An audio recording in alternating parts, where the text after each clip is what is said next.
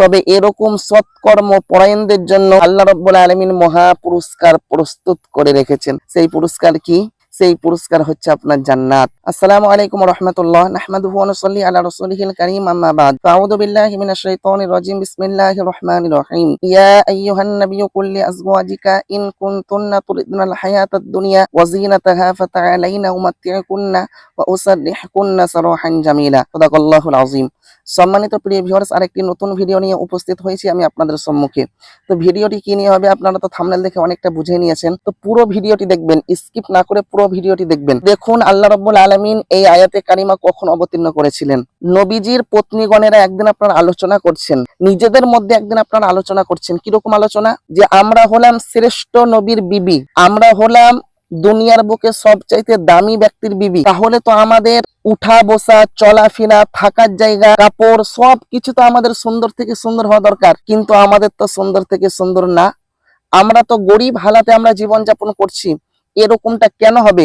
নবী যখন বাড়িতে আসবে তখন আমরা নবীকে বলবো, ইয়া রাসূলুল্লাহ এইরকম কেন হচ্ছে?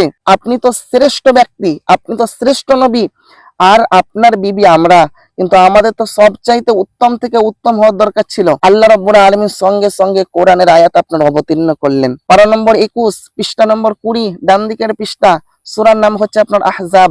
মিডিল পয়েন্ট আল্লাহ রাব্বুল আলামিন বলেন, ইয়া আইয়ুহান নাবিয়্যু কুল লি আজওয়াজিকা ইন কুনতুন্না তুরিদনাল হায়াতাদ দুনিয়া ওয়া যিনাতাহা ফাতাআলাইনা উমাত্তিউকুন্না ওয়া উসাররিহুকুন্না সারাহান জামিলা। আল্লাহ রাব্বুল আলামিন বলেন, হে নবী আপনার পত্নীগণদেরকে বলুন, তারা যদি ইহকালের বিলাসিতা চায়, তারা যদি ইহকালের শান্তি চায়, তারা যদি ইহকালের আরাম চায়, তাহলে তাদেরকে বলুন তারা আসুক, আমি তাদের ভোগের ব্যবস্থা করে দিই, তাদের আরামের আমি ব্যবস্থা করে দিই এবং উত্তম পন্থায় তাদেরকে আমি বিদায় করে দিই। তাদের দায় দায়িত্ব আমি আল্লাহ নিব না। এই কথা বললেন আল্লাহ রাব্বুল আলামিন। এখান থেকে আপনি কি বুঝতে পারলেন? যারা আপনার ইহকাল কামনা করবে, যারা আপনার দুনিয়া দুনিয়া করবে, আল্লাহ রাব্বুল আলামিন তাদেরকে দুনিয়া দিবেন, কিন্তু দিয়ে আল্লাহ রাব্বুল আলামিন বিদায় করে দিবেন। তাদের দায় দায়িত্ব আল্লাহ রাব্বুল আলামিন নেবেন না।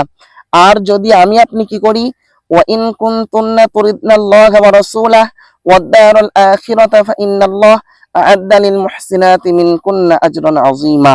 আর আল্লাহ রাব্বুল আলামিন বলেন, যদি তারা কি করে আল্লাহ ও তার রসুল ও পরকাল কামনা করে, তবে এরকম সৎকর্ম পরায়ণদের জন্য আল্লাহ রাব্বুল আলামিন মহা পুরস্কার প্রস্তুত করে রেখেছেন।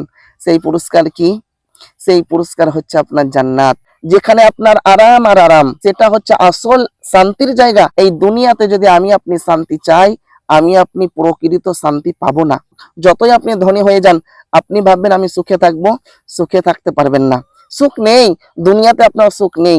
তো যে কথা আমি বলছিলাম, দেখুন আমি আপনি যদি দুনিয়া দুনিয়া করি, আল্লাহ রাব্বুল আলামিন দুনিয়া দেবেন, কিন্তু পরকাল আমরা কিন্তু হারাবো। আর যদি আমরা পরকাল নিয়ে আপনার মেহনত করতে থাকি, তাহলে আল্লাহ রাব্বুল আলামিন ইহকালেও আমাদেরকে সফল কাম করবেন, পরকালেও আমাদেরকে সফল কাম করবেন। তার জন্য আমাদের কি করা দরকার? পরকাল নিয়ে চিন্তা ফিকির করা দরকার। আমরা সকলে করবো ইনশাআল্লাহ। আর আমি ভিডিওটি বাড়াচ্ছি না, ছোট্ট একটি ভিডিও। তো আপনাদের কাছে আমার আবেদন, যদি আপনারা চ্যানেল থেকে দেখেন অবশ্যই চ্যানেলটিকে সাবস্ক্রাইব করবেন, আর পেজ থেকে দেখলে পেজটিকে ফলো করবেন। দেখা হচ্ছে আপনাদের সম্মুখে নতুন কোনো একটি ভিডিওতে শীঘ্রই। ততক্ষণ আপনারা ভালো থাকুন, সুস্থ থাকুন, আমার জন্য দোয়া করুন। আসসালামু আলাইকুম ওয়া রাহমাতুল্লাহ।